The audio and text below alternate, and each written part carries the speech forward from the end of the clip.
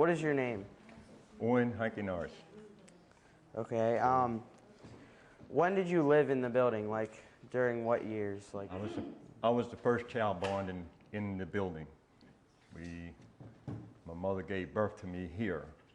We didn't go to the hospital. We didn't go to the doctor came here and did what had to be done. So I was the first child of 3 that were born here. And when were you born? 1939. May 6th of 1939. I think it was about 3 or 4 months after my parents moved into the house here, I was born. So how many years did you live in the house before you moved out? 26 years. I left here, I was 26 years old. What was life like living here? Well, it was a joy, really, considering what we had to live with. At the beginning, this was divided into 4 rooms. 2 rooms were bedrooms, kitchen, and living room, and dining room was all in one. And the section of where we are sitting now was divided down. This was the bedrooms. This was like this area here, from that window back here, would have been the men's room, which was my father, myself, and my brother. And then from where that window back, the ladies, that's where my mother and my sister stayed. This over here was the kitchen area in that corner there, say from where he's standing with the machine back was the kitchen area. And from where the ladies standing back to the bathroom back there, that was our dining room and living room. Did you play any kinds of games with your brothers and sisters, or what did you do? Yeah, we played, like Mr. Uncle marbles, jacks, and of course we were into a lot of the little antique cars that they had then. They didn't have nothing like we got built today, these cars they built today, but we had the little teeny cars with the plastic wheels on them that you'd run around the house, play with. And that's sort of things like that we did, play cards, you know, and dominoes, stuff like that's what we played during your spare time that you weren't outside. Most of the time, my brother and I spent outside, because we were outside people, you know. Did you have like a lot of chores? A lot of what? A lot of chores around the house? Oh, yeah. That's a couple of them I don't even like to talk about. But anyway, we had them, yes. Which one of them has got to the point where right now, my house, I have a fireplace. I've been there at the 20-some years, that's never been lit. Because when I lived here, I started cutting wood at 6 years old. I stopped cutting at 26. That was the day I left. So I figured when I left there, I was going to tell my father, I said, if I ever get out of here, I'm not cutting any more wood. I'm not carrying any more coal. Because we carried coal and we cut wood year round and stored it in the cellar down here, which you all call basement. Back then it was a cellar because it had no cement floor, and it still doesn't have a cement floor. It's all dirt. Along the wall you would have 2 rows of wood. And that would be from September to January. In January you start cutting to fill it back up again for the rest of the winter. So from September to January, that was the first part of the season that you cut wood. We had a horse, we had no cars. My father didn't drive, my mother didn't drive. We had a horse, we had cows, we had pigs, and we raised chickens. So you used firewood for heat, but what kind of other utilities did you have? Like, did you have running water or anything like that? We ran, like Mr. Tommy, we ran up to the spring and got water. Well, there's a big branch down through here, ran down through here then. It's pretty well dried up now. But there was a heavy flow of water that came down through here from like White Rock all the way down to the river down in Sykesville. And we carried most of our wash water out of there for washing clothes, taking a bath. We had a big galvanized tub, about half the size of that thing. You carried water, you heated it on a big cook stove. And then, of course, our drinking water we got from the spring up on the top of the hill where most of the families got their water from. And yeah, it was a chore every day. You come home, you made sure that the wood was stacked on the porch, the little porch out here beside this door. There was a bench beside of that porch. And it was about that wide, I'd say probably a foot wide and probably 4 foot long. And you stacked wood on there in tiers for at least 3 rows high. That would run you from Monday to about Wednesday. Then Wednesday you redo it again. Then you had to cut kindling wood every other day. That was the small wood, like your fingers, to start your fires with in the morning, because most of the time, 9 out of 10 times the fires would go out at night. Somewhere in the middle of the night, the fires would go out. So you had no heat until you got up in the morning. You told us about your home life, but what was like life around Sykesville like back then? Well, it was pretty normal. It was pretty good. We had pretty good life around here. It was basically you worked all the time. There's always something to do. We went to the little black school in Johnsville.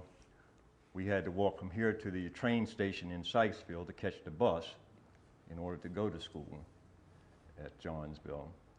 And then we got there, we would catch the other bus when we went into the high school to go to the Robert Moton School up in Westminster. So it was, otherwise it was things, a lot of stuff to do. You have a lot of stuff to do if you wanted to do it. It's just like today, if you want to do something, it's a lot of stuff to do. But we stayed busy mostly just trying to maintain the house. And we didn't have lawn mowers. We had to cut the grass with sickles. I don't know if there's any of them around here yet or not, but I've got one I'm going to bring down and put in the building that we used to cut this grass with. I mean, this hillside and all, you didn't see any lawnmowers in this neighborhood at all. There wasn't a lawnmower in here. How has this building changed since you lived here? Well, let's say the upstairs has changed a whole lot. I don't think it's much changed in the bottom, but the upstairs has changed a whole lot. Well, we had the hardwood floors.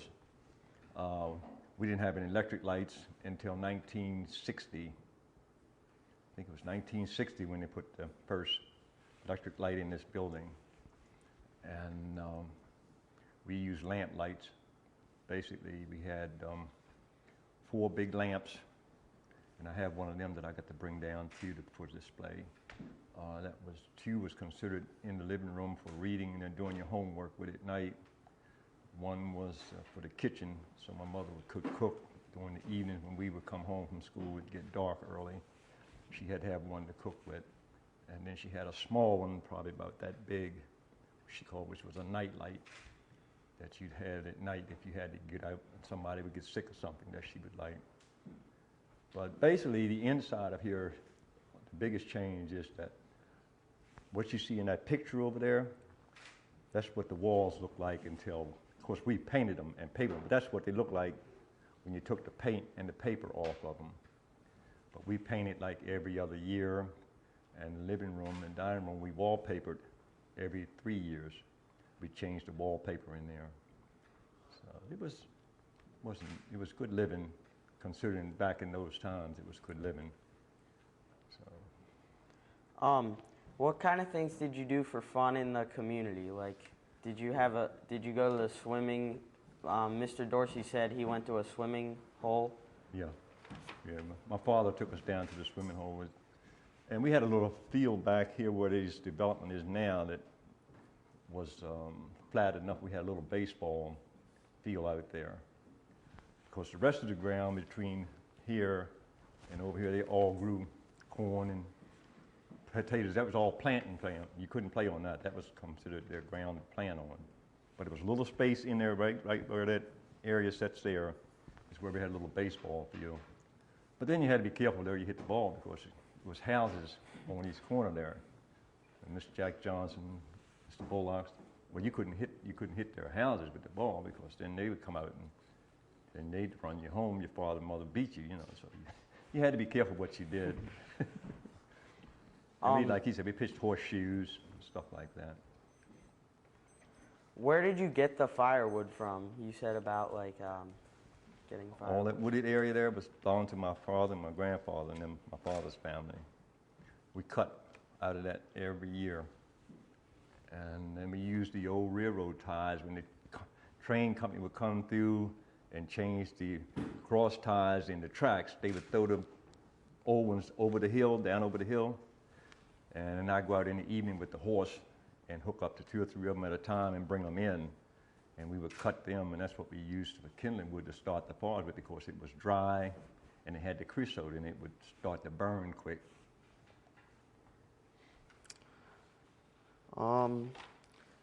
How has the building held up over the years? Was it in this good a shape when you lived here? It was just, considering at that time it was in good shape. It really went down after our family left out, and I think it set for 4 or 5 years, something, before they started doing anything with it. It went down. But basically, it was nice when we lived here. We, like I said, we kept the walls painted. We kept the other rooms wallpapered and stuff like that. It was real nice to live in. Of course, you could feel a lot more air than you feel now, because they put the new type of window stuff and all in. But you could see in March, you would see the curtains moving. You know, you just wonder if there's anybody else in the room with you, but you see the curtains moving, from the wind. So. How are the conditions here? Was it during the winter, was it very cold? Did you have heat? You had heat until about 10 o'clock. You always went to bed at 9. The heat would last until about 10, 10:30. From 10:30 to about 5:30 the next morning, you didn't have no heat. But you slept on a lot of covers, so you stayed warm. And then 5:30 in the morning, Mom and Dad would get up and start the fire. So by the time we get up to go to school, the house was warm again. So.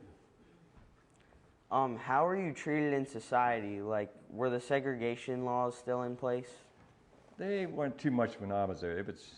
I had no big problem with that. My mother and father worked. My mother worked in a lot of domestic work in houses through the neighborhood of Sykesville. And I really didn't have a big problem with that part of the life to go through, really.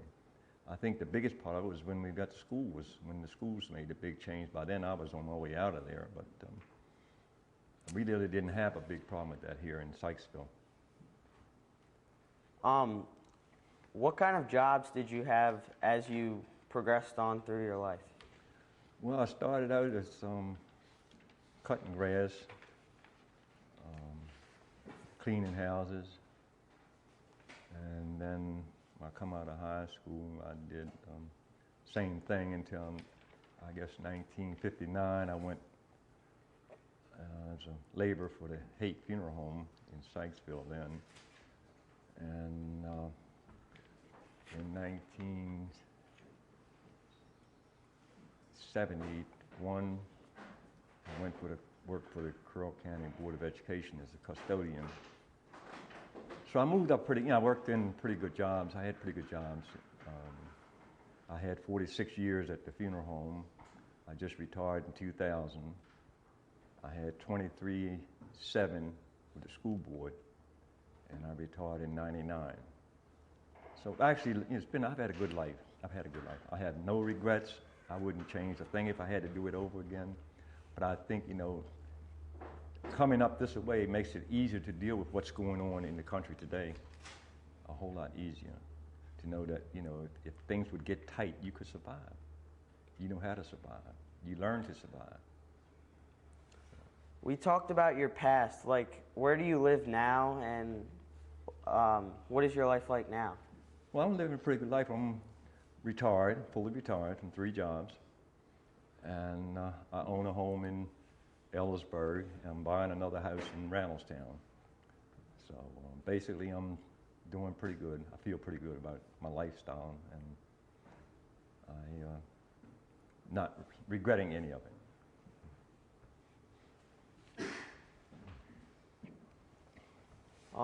I think that's all my questions. All right. Thank you. Thank you very much.